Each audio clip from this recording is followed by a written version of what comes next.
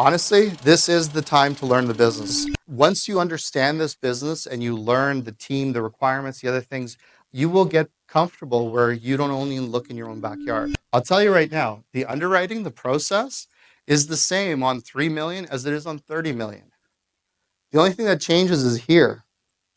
Your ability to see yourself as somebody who can do that kind of a deal. One of the biggest issues I see people make, especially newer multifamily investors, is they predict the future is going to be as good or God forbid better than the future. And it creates this irrational exuberance in a transaction, which isn't really the right sustainable way to obviously build your portfolio. Short-minded investors will sell. Yes, they will. And now more than ever, you have a lot of these funds and loans that didn't exist in the business when I first started, where they're very, very retail oriented and they have a fixed time frame. So in other words, 3 years, we sell. 5 years, we sell. Come hell or high water, wherever the market is, they're selling. So we never had this before because prior to this, at least for as long as I've been in the business, the multifamily business was primarily institutionally driven. And these are people that have 10, 20, 30, 40, 50-year horizon. I mean, Mel, you deal with these guys. They're buying generationally. They're buying into the next generation of people that are going to be running it. They're not worried about what's going to happen in Ukraine next week or what's going on with COVID last month. Or they're not worried about that. They're thinking decades ahead. Now we have a lot of very short-term minded investors that are on the clock, and that's going to create an artificial requirement to have to sell. So I'm sharing this with you guys because all of this, in my opinion, has started to create a downward pressure on valuations. The building that I'm buying, that I'm closing on last summer, was supposed to sell for $16 million. I'm paying 11.1 for 144 units, 77,000 a door. Toronto, you'll get a car wash and a parking spot for 77 grand. Washed my car this morning, it was $23. I'm like, huh? Like it is 77,000. What can you get in Toronto? What can you get here for $77,000? You get a trailer. And the size of the market is exactly the same. It's 7 million people in the MSA. So there's, again, once you understand this business and you learn the team, the requirements, the other things, you will get comfortable where you don't only look in your own backyard. Just because you want to live here doesn't mean you have to invest here. That's a big piece. The GTA, I was actually shocked. It's about 7.1 million. Like the GTA area now, it's just over 7 million. Same as Houston. You want to know why our airport sucks here in Toronto?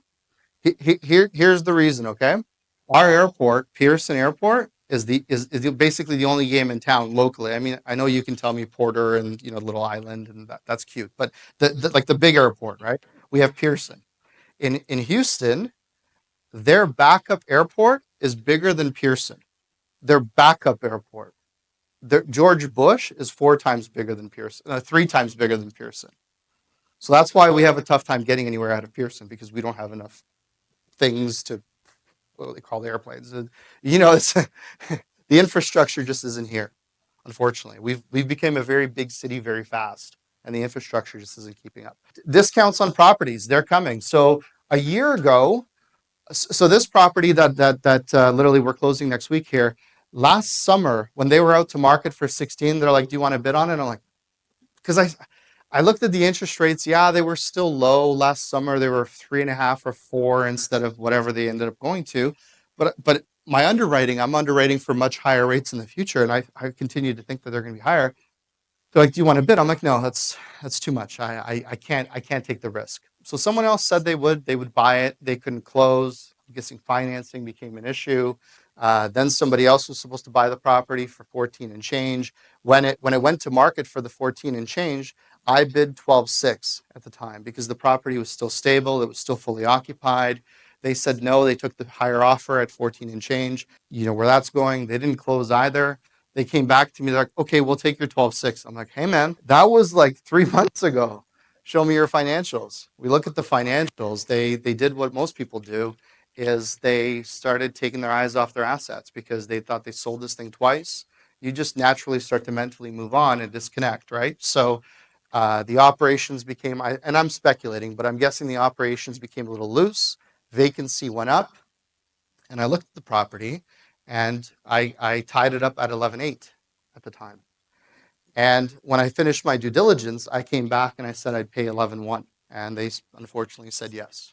Fortunately said yes. So I'll walk you guys through this. So who wants to learn how to knock $5 million off a purchase price? By the way, anybody? That one deal can be your whole life. Like that's it. Like 5 million may not be, you may not be able to retire on 5 million, but it's a good start, right? So in all seriousness, if you could create $5 million in value in one asset, do you even have to close on that asset to monetize it? No, I could have tied it up and said, here you go, I'll take $1 million fee. See you later. I didn't have to do it. I wouldn't have had to have done any of the work because I could have just tied it up and built my fee into it. And because there's so much value, there'd be enough there for me to wholesale the deal to someone else. Right. So I want to get you guys to a point where Cardone said something on Sunday that or in the fireside chat in the VIP. He said something to me. He says the world changed. My world changed when I stopped looking at deals that fit my budget. Pretty cool, right? Like he's like, things changed for me when I stopped looking at deals that fit my budget.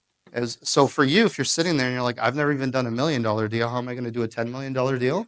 I'll tell you right now, the underwriting, the process is the same on 3 million as it is on 30 million.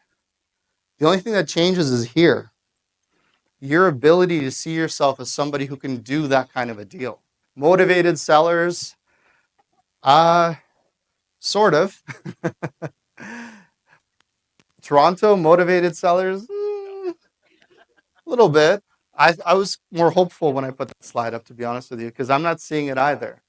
It's like the deal that I'm buying, it's a one-off. We've written hundreds of offers, been in contract on, looked at dozens of due diligence packages in depth, and the only people that are selling right now at that discount are people that have to sell, absolutely have to sell. So how do you learn to be able to walk onto a property and know that you're going to write and commit? Because you have to right now. So honestly, this is the time to learn the business because there isn't this wave of FOMO right now. There isn't this feeling of, oh, I'm gonna miss out. Remember even last summer, you just felt like you had to buy stuff. Like you had to.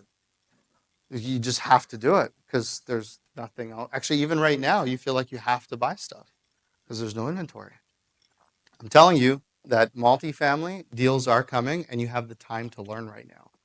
But when the time comes, that window, that buying window, might be a year to 3 years max.